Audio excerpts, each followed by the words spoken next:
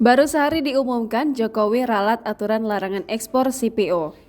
Belum genap sehari setelah pengumuman larangan ekspor bahan baku minyak goreng dan minyak goreng, kini pemerintah sudah meralatnya. Dalam konferensi pers pertama, Menteri Koordinator Bidang Perekonomian Airlangga Hartarto menyatakan bahwa minyak sawit mentah atau crude palm oil tidak termasuk dalam komoditas yang masuk dalam larangan ekspor.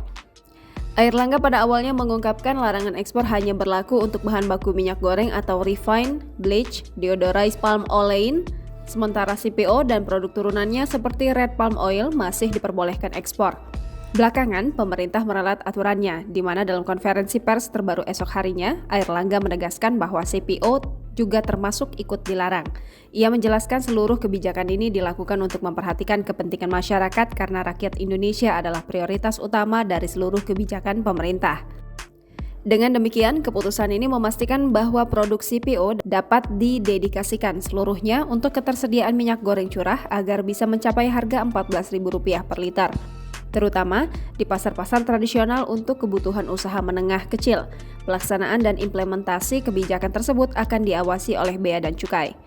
Banyak kalangan menilai kebijakan pemerintah melarang total ekspor CPO dan turunannya untuk mengatasi problem minyak goreng di dalam negeri kurang efektif. Kebijakan itu dinilai keliru dan destruktif. Berbagai aturan terkait tata niaga CPO dan turunannya tidak menyelesaikan akar masalah kelangkaan dan tingginya harga minyak goreng dalam negeri. Sebaliknya, berpotensi memunculkan komplikasi dalam berantai ke ekonomi, industri sawit dan turunan domestik, serta posisi Indonesia sebagai produsen CPO atau minyak sawit terbesar secara global. Jangan lupa subscribe, share, komen, dan like ya!